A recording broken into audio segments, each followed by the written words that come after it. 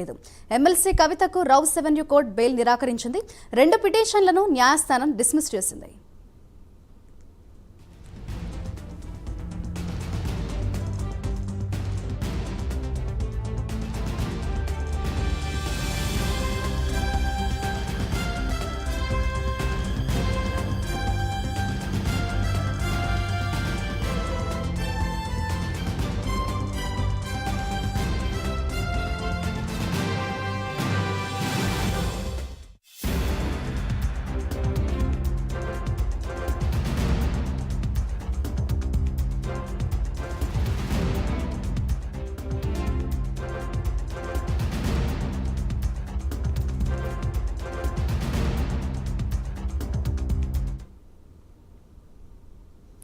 Delhi liquor కేసులో కవితకు ఊరట దక్కలేదు. దానికి సంబంధించిన బ్రేకింగ్ న్యూస్ చూస్తున్నాం.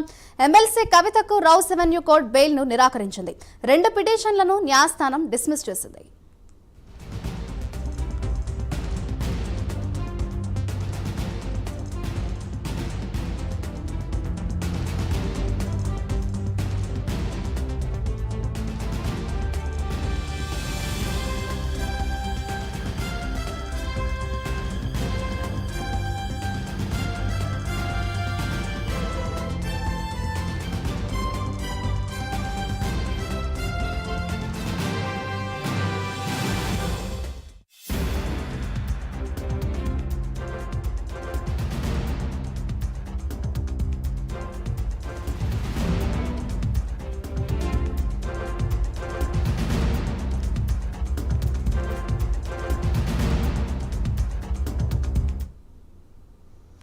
ఢిల్లీ లిక్కర్ కేసులో కవితకు ఊరటకు దక్కలేదు. ఎమ్మెల్సీ కవితకు రౌస్ అవెన్యూ కోర్టు బెయిల్ ను నిరాకరించింది. 2 పిటిషన్లను న్యాయస్థానం డిస్మిస్ చేసింది. ఇదే అంశంపై మరింత సమాచారాన్ని మా ప్రతినిధి కుమార్ అందిస్తారు.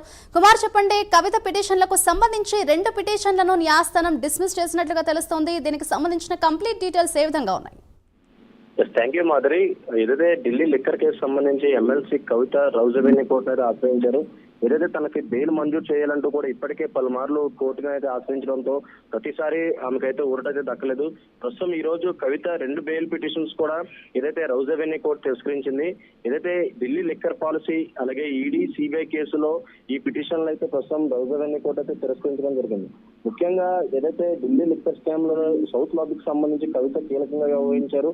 అలాగే 100 కోట్లు అయితే చేతులు మారాయంటూ కూడా ఈడీ అభియోగాలు మోపిన నేపథ్యంలోనైతే ఈడీ అధికారులు కవితనైతే అరెస్ట్ చేయడం జరిగింది. అలాగే మరొక పక్క సిబిఐ కూడా ఏదైతే ఢిల్లీ లిక్కర్ కేసులోని కవిత కూడా నిందితురాలంటూ కూడా ఎఫ్ఐఆర్ లో తన పేరు కూడా చేర్చి ఏదైతే ఈడీ అరెస్ట్ చేసిన తర్వాత కూడా సిబిఐ కూడా విచారణ అయితే చేపట్టింది. ఈ నేపథ్యంలోనే తనకు బెయిల్ మంజూరు చేయాలంటూ కూడా ఇప్పటికే పలుమార్లు రౌస్ అవెన్యూ కోర్టును అయితే ఆశ్రయించడం జరిగింది. కానీ ఏదైతే ఈ కేసు లో ఉన్న సందర్భంతో ఏదైతే ఈ బెయిల్ మంజూరు చేయొద్దంటూ కూడా ఈడీ అలాగే సిబిఐ కూడా వాదించడం జరిగింది. అలాగే మరొక పక్క ఒకవేళ బెయిల్ మంజూరు చేస్తే కనుక ఈ కేసు తారుమారు చేసే అవకాశం ఉన్నట్లు కూడా వాళ్ళు పిటిషన్ అయితే పేర్కొనడం జరిగింది. ముఖ్యంగా ఏదైతే ఇరు వర్గాల వాదనలు ఉన్న రౌస్ అవెన్యూ కోర్టు ప్రస్తుతం కవిత బెయిల్ పిటిషన్ అయితే తిరస్కరించడం జరిగింది. Madhuri. Right, thank you Kumar.